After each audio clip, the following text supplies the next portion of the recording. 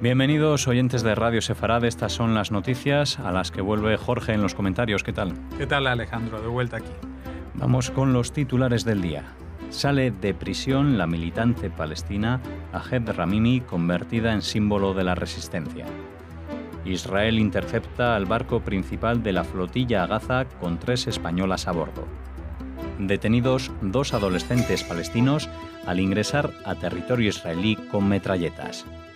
Tras el ataque con misiles hutíes, Arabia Saudita suspende el envío de petroleros a través del estrecho de entrada al Mar Rojo. Estos son los asuntos de las noticias de hoy. Volveremos después con la agenda cultural. Ahora les hablamos de la joven palestina de 17 años de edad, Ahed Tamimi, que fuera arrestada hace 8 meses después de que la filmaran pateando y abofeteando a un soldado israelí en Cisjordania, que ha sido liberada de la prisión Hasharon junto a su madre, que también fue arrestada por filmar y publicar el incidente.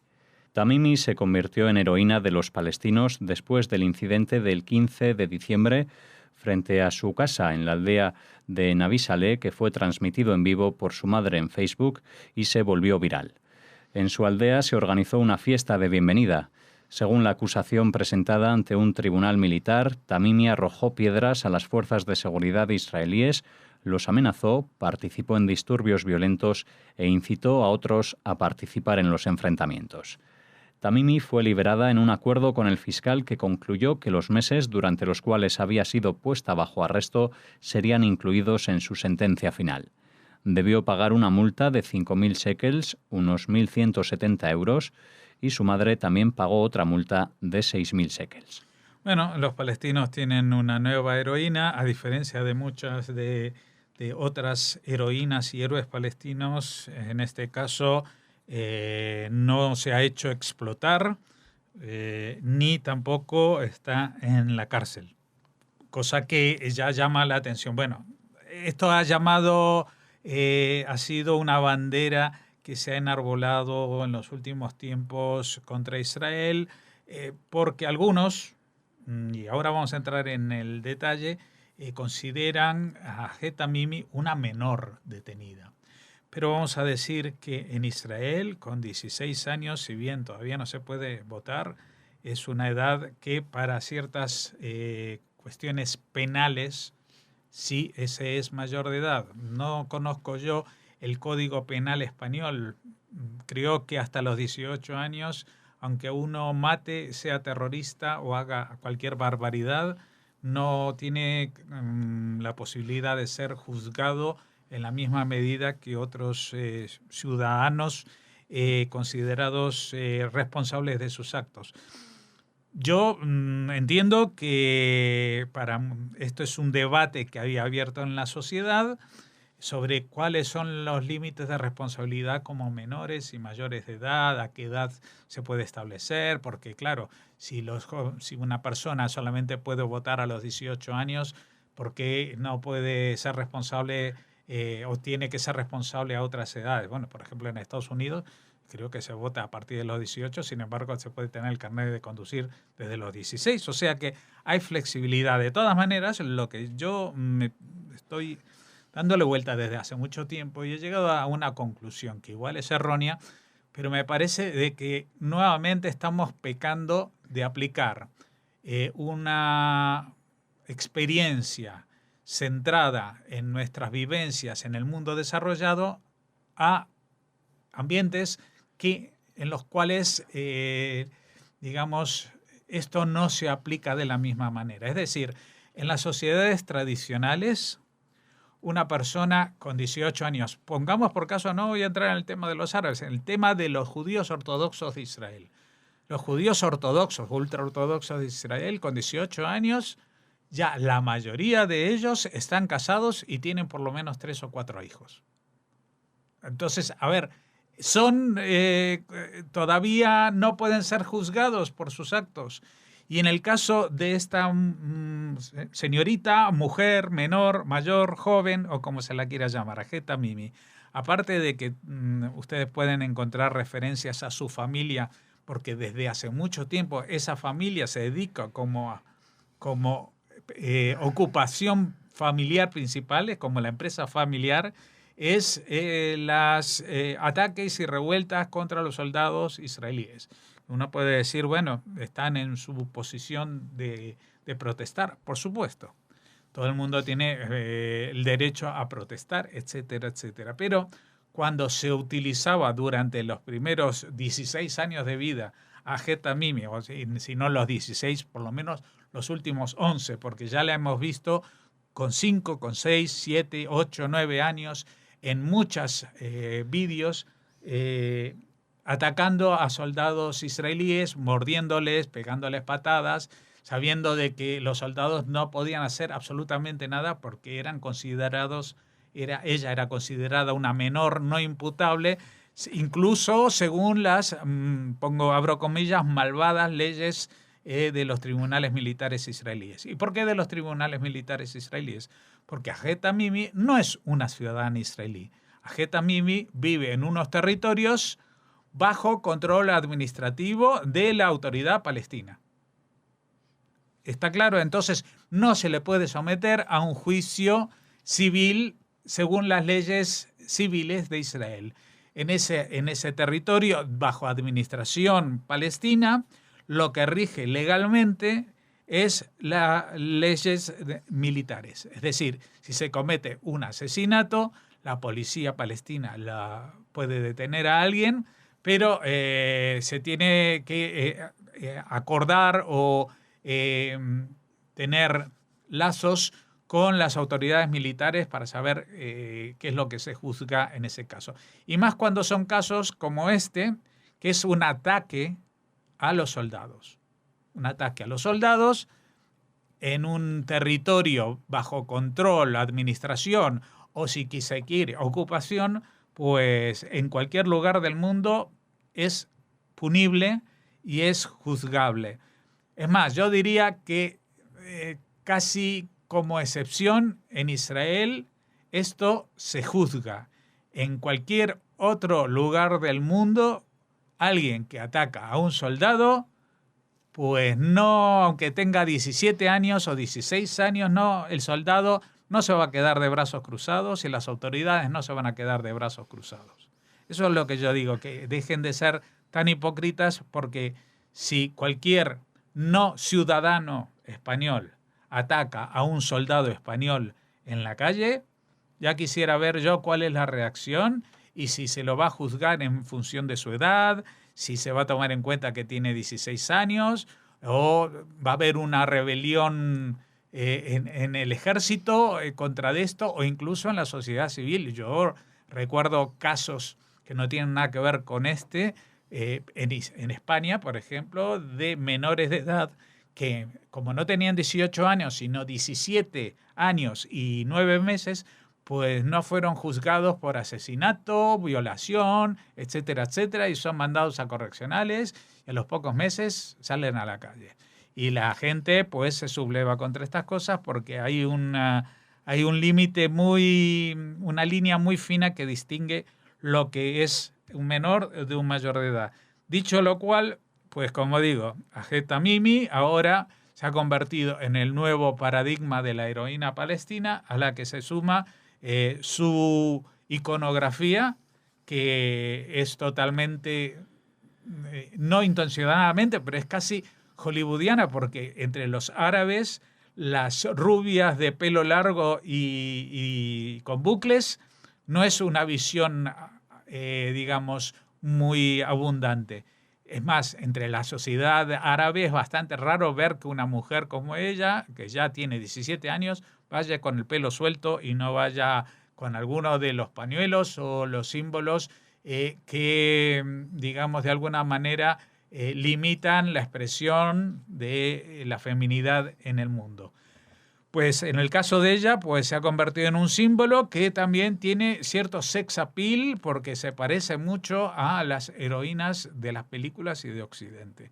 Así que bueno, seguramente oiremos hablar mucho de Ajet Tamimi, que ya en sus primeras declaraciones ha justificado el uso de la violencia y lo ha dicho algo así como que si sigue la ocupación israelí, pues que se preparen porque va a haber acuchillamientos y atropellos y lanzamiento de piedras. Es decir, nuevamente, justificando. Y por otra parte, lo último, que nadie se preocupe por la multa, porque esta multa de 1.170 euros la pagará con gusto la autoridad palestina y es más, seguramente le brindará una beca. Ya ha sido distinguida con medallas en el pasado, cuando era todavía mucho más menor, y sin embargo la autoridad palestina la premiaba como heroína de la resistencia. Así que se pongan de acuerdo cuando una persona deja de ser menor y cuando ya es mayor, porque si está habilitada para los premios, también tiene que estar habilitada para los castigos. El ejército de Israel ha confirmado este domingo que sus fuerzas han interceptado el barco principal de la llamada Flotilla de la Libertad, un contingente humanitario con ayuda para la Franja de Gaza, formado por 3 embarcaciones con al menos 36 activistas a bordo, cerca de la costa del enclave palestino. Entre ellos hay 3 españolas, Lucía Mazarrasa y Emilia Nacher, así como la activista israelí residente en España, Zohar Zamberlein. Las fuerzas israelíes detuvieron el barco a unas 49 millas náuticas de la costa de Gaza. Los otros 2 barcos de la flotilla, el Freedom, Libertad, a bordo del cual viaja el español Francisco Canales, y Palestine, se encuentran a varias horas de distancia, pero se espera que corran la misma suerte. La situación se ha resuelto sin incidentes. Sí, cuando decían a ver qué llevaban para Palestina para ayudar en Gaza, pues lo que llevaban a bordo son 10.000 euros. Digo yo que con una transferencia bancaria hubiera sido suficiente. Es más, si hubieran podido aumentar esa transferencia en vez de 10.000 euros en lo que le cuesta el alquiler de los barcos o los gastos de la flotilla. Evidentemente, esto no es más que una manifestación política.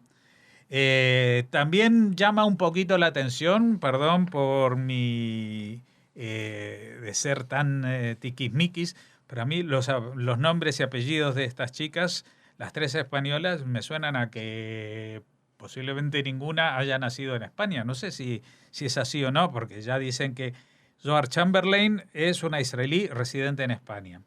Lucía Mazarrasa, perdón, me suena a latinoamericana porque es un apellido italiano. Y Emilia Nacher, pues otro tanto de lo mismo, porque no me suena un apellido típicamente español. Así que bueno, cada uno aquí haciendo política, con tal de hacer política, pues no importa si uno está apoyando a un grupo terrorista, lo importante es dar visibilidad a una ONG para que después pueda recaudar los fondos necesarios para que... ¿Para qué? Eso es lo que siempre nos preguntamos. Pero que hay gente que investiga y sabe que estas ONGs no siempre se dedican a lo que declaran dedicarse. Es decir, que las ayudas económicas que reciben a veces van a parar a organizaciones que están muy vinculadas, como en el caso de Hamás, al terrorismo puro y duro. 2 adolescentes palestinos oriundos de Nablus, en hebreo Eshem, en los territorios en disputa, fueron detenidos por una patrulla de la Guardia de Frontera al ingresar al territorio israelí portando metralletas de tipo Carlo, de fabricación casera, y cargadores en un colorido bolso escolar. Los 2 adolescentes de edades comprendidas entre los 17 y 18 años fueron encontrados en una zona entre la línea de armisticio de 1967 y la valla de seguridad en las afueras de la comunidad de Oranit, cerca del centro de Israel. Los adolescentes intentaron sin éxito darse a la fuga, pero fueron apresados y derivados a un interrogatorio. La infiltración tiene lugar 2 días después de que un terrorista palestino de 17 años saltara la cerca que rodea el asentamiento de Adam, al norte de Jerusalén, y apuñalara a 3 israelíes, asesinando a uno de ellos, Yotam Obadía, de 31 años, padre de 2 niños. El atacante palestino fue finalmente abatido a tiros por una de las víctimas. Es decir, un nuevo ataque de estos que se están dando últimamente. Y si volvemos a la primera noticia, fíjense las edades, otra vez, entre 17 y 18 años. El que murió hace unos días, 17 años. No es casualidad que a los chicos de 17 años les dé por hacer estas cosas, sino que son enviados cuando tienen 17 años porque están ya en la madurez física, y todavía tienen posibilidad de que los soldados, al ver los jóvenes, pues no les tiren directamente a matar, o que sean los interrogatorios más suaves, o que no sean apresados, o que sean considerados más jóvenes, etcétera, etcétera. Todo esto que a nosotros nos parece que es un pensamiento, ustedes dirán, pero qué retorcido Jorge, las cosas que piensan. Ojalá fuera lo que yo pienso. Esto es lo que sucede. Esto es lo que sucede. Y para dar esa impresión de juventud, de que son unos chicos que están ahí de casualidad, pues todas estas metralletas con los cargadores, con todo este material y las balas, las llevaban en una mochila de cole, un colorido bolso escolar.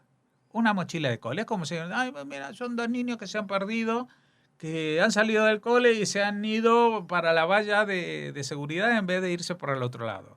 Qué malos estos soldados israelíes, qué asesinos, que les piden que se paren y los detienen. Y resulta que lo que tienen son metralletas, y con esas metralletas no se dedican a disparar a los pájaros, aunque sea ese un crimen contra la ecología, sino la intención es matar personas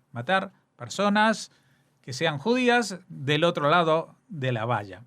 Y si usted tiene un padre, un hijo, un hermano, una madre o alguien que esté dentro de esa categoría humana que se llaman judíos israelíes, pues seguramente pensará que hay que hacer todo lo posible para que esto no suceda, para que no maten a su hijo, a su hija, a sus padres o a quien sea.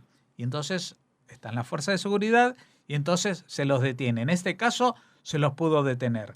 Ojalá se hubiera podido detener a que hace 2 días, mató, apuñaló a 3 israelíes. Ojalá se lo hubiera podido detener por las buenas y si no, por las malas. Porque cuando alguien viene a matarte, la defensa propia en ningún lugar se especifica o se define como asesinato, sino como muerte. Y recuerdo a los que han leído la Biblia solamente en traducciones cristianas al griego, al español, al latín, etcétera, que el 6º mandamiento no dice no matarás, sino dice no asesinarás. Y en este caso, pues si, por ejemplo, este palestino de 17 años hace 2 días apuñaló y mató a un israelí, pues el hecho de que alguien lo abata a tiros, que lo acabe matando a tiros, no es un pecado de la Biblia, todo lo contrario. Arabia Saudita suspendió provisionalmente el envío de petroleros a través del estrecho de Bab al-Mandeb, puerta de entrada al Mar Rojo, después de 2 ataques de misiles contra ese tipo de embarcaciones llevados a cabo por parte de los rebeldes hutíes yemeníes proiraníes. Los petroleros atacados tienen cada uno capacidad para transportar 2 millones de barriles, por lo que la medida también está destinada a evitar un desastre ecológico en la zona. Arabia Saudita exporta un 20% de su producción petrolera a través de dicho estrecho y el resto a través del estrecho de Hormuz, en el Golfo Pérsico. Israel registra también un importante movimiento marítimo a través del Mar Rojo. Sí, es una situación delicada, no solamente para Arabia Saudí. Vamos a ver, porque las fuerzas hutíes, uno puede decir, están luchando en Yemen contra los enemigos de la zona prosuníes y proárabes, pero en realidad están disparando hacia afuera del país.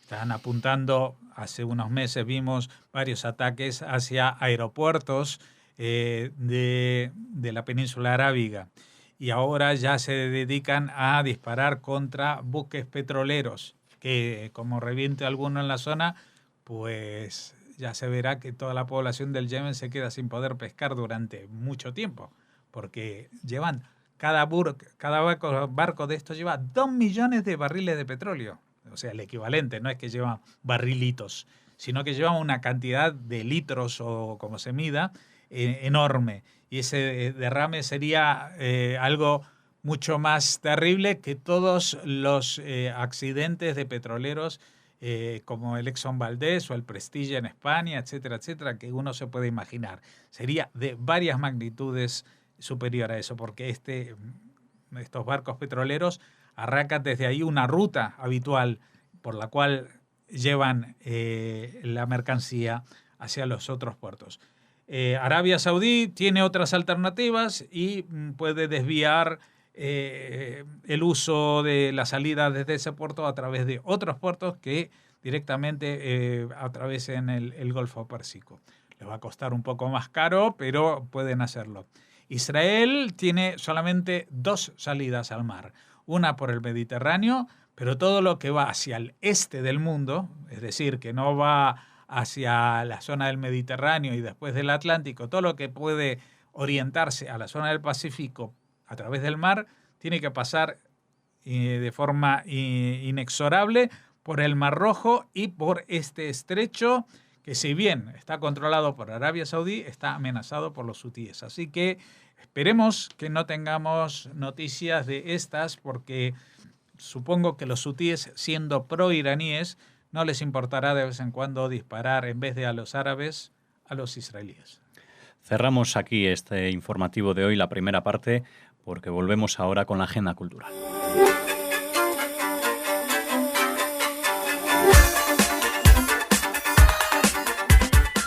Empezamos la agenda cultural una semana más después de esas noticias de los lunes que traíamos música muy extraña, muy diferente de manos de Jaime, nuestro compañero. Y ahora volvemos con noticias diferentes porque entramos ya en temas más habituales. Y con el formato también de costumbre, ya con el regreso de Jorge Rosenblum. Ya estamos los 3 de nuevo en la edición. Hola Alex, hola a todos. Hola. Empezamos hablándoles de la historia de la diva alemana Marlene Dietrich y su silenciada hermana. ¿Por qué silenciada? Porque fue una colaboradora de los nazis. Esta historia llega ahora a un teatro en Alemania. La obra está basada en una doble biografía publicada en 2017. Se estrenará el 7 de septiembre en el Teatro del Palacio de Sel, en el centro del país. Mientras que Marlene Dietrich, como saben, cantaba para los soldados norteamericanos, su hermana Elisabeth y el marido de esta regentaban un cine para los soldados alemanes y las fuerzas de combate de élite SS en Bergen-Belsen, nada más y nada menos, cerca del campo de concentración del mismo nombre. La puesta en escena también hace alusión a la cercanía de un escenario tan sombrío de la historia alemana. Esto ha explicado Heinrich Zies, autor de la doble biografía y de la versión teatral.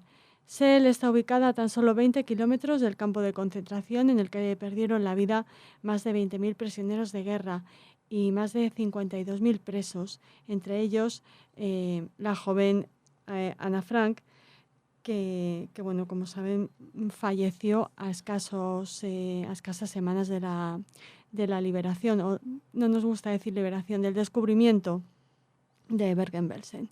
Paralelamente a las funciones teatrales podrá ser visitada una exposición con fotos del Teatro Cassette, una compañía que formaron expresos judíos del campo poco después de su liberación en 1945. La música estará muy presente en la obra a través de canciones de la propia Marlene Dietrich, así como de piezas de jazz, de música judía, de música klezmer y de grandes éxitos de los años 20. Muy bien, pues con esta muestra abrimos esa agenda de hoy, agenda de hoy, y continuamos ahora con ella. Siempre nos gusta traer a la agenda cultural y social de Radio Sefarad noticias que nos conecten con lo judío, pero que no sean en medios judíos, o sea, medios de tirada nacional, medios de información general que se acerquen al judaísmo de una u otra forma, ¿no? De alguna manera. En este caso les traemos un artículo publicado por OK Diario que habla de 31 proverbios judíos realmente sabios. ¿Vamos a leerlos todos? No, les dejamos el enlace. No, pero vamos a contarles que Pedro González, que es el autor del artículo, comienza su texto diciendo: los proverbios judíos esconden en sus palabras conceptos y lecciones realmente sabias. Son célebres por considerarse un pueblo ingenioso y astuto. Lo de astuto y lo de ingenioso, bueno, es una generalización, ¿no? Hay de todo, pero bueno. tanto que sus orígenes legendarios sorprenden a todo el mundo. Bueno, obviamente, durante estas decenas de siglos de la existencia de los judíos han ido acumulando un número enorme de proverbios que esconden píldoras de sabiduría, capaces de hacernos aprender y ser mejores cada día. Veamos algunos de los más interesantes. Pues vamos a verlo. Dime un número, Alex. El 7. El 7, muy bien. Guardar silencio es más complicado que hablar bien. El 8. El mundo desaparecerá no porque haya demasiados humanos, sino porque hay demasiados inhumanos. El 9. Dios, ayúdame a levantarme, caerme puedo yo solo. Si la vida no cambia para bien, espera, cambiará para mal. Por más dulce que sea el amor, este es el número 11, el 11, por más dulce que sea el amor, no te alimentará. Uh-huh. Y bueno, así sigue con estas píldoras de sabiduría hasta 31. Así que les hemos traído algunos. Muy bien, pues nada, pues si quieren leer el resto o tener constancia de ellos, pues en ese artículo pueden echar un vistazo y completar la lista. ¿Te gusta alguna más? Así a pues bote así pronto. A bote pronto. Desde lejos toda la gente es buena, dice por aquí. Bueno, el conocimiento no ocupa mucho lugar. Bueno, estos son otros dos de esta lista de 31, hemos dicho, creo. Sí, a ver, lo confirmamos, sí, 31. Bueno, como no ocupa lugar o no mucho, a nosotros nos ocupa más de una hoja, así que no lo tenemos a mano. Los de la startup israelí RedKiss seguro que conocen algunos de estos proverbios porque han demostrado ser muy inteligentes, muy sabios. Han desarrollado una plataforma de colaboración que combina funciones de correo electrónico, mensajería y calendario. Y esta startup ha sido comprada por el gigante tecnológico Facebook. Esta es la noticia que cierra nuestra agenda cultural. RedKiss se dijo que se unirá al equipo Workplace de Facebook, la versión institucional de la empresa, y su respuesta al popular servicio de colaboración Slack. Los detalles de la transacción no fueron revelados, pero la prensa israelí informó que el acuerdo fue valorado en alrededor de $100 millones. Un pellizco. Y bueno, RedKiss seguro que Yael Macías nos da más información sobre esta compra, pero algunos detalles queremos ofrecerles ahora. He hablado un poco como Yoda de la Guerra de las Galaxias. Algunos detalles queremos ofrecerles ahora, como por ejemplo que fue fundada en 2014 por los hermanos Udi Antibi y Roy Antibi y tiene oficinas en Tel Aviv y en San Mateo, en California. RedKiss estaba avanzando una solución de mensajería y colaboración para el lugar de trabajo con correo electrónico, mensajes, grupos y canales para permitir a las personas organizar los mensajes en canales grupales de personas favoritas o por tema. Muy bien, pues nada, pues si ustedes quieren escucharnos en las noticias de mañana, estaremos aquí para hacerlo y volveremos. $100 millones. Pero 100 millones de dólares más. Y seguiremos sin premio en el concurso de las noticias de los lunes. Pero seguiremos aquí en Radio Sefarad y les esperamos. Hasta mañana. Hasta mañana.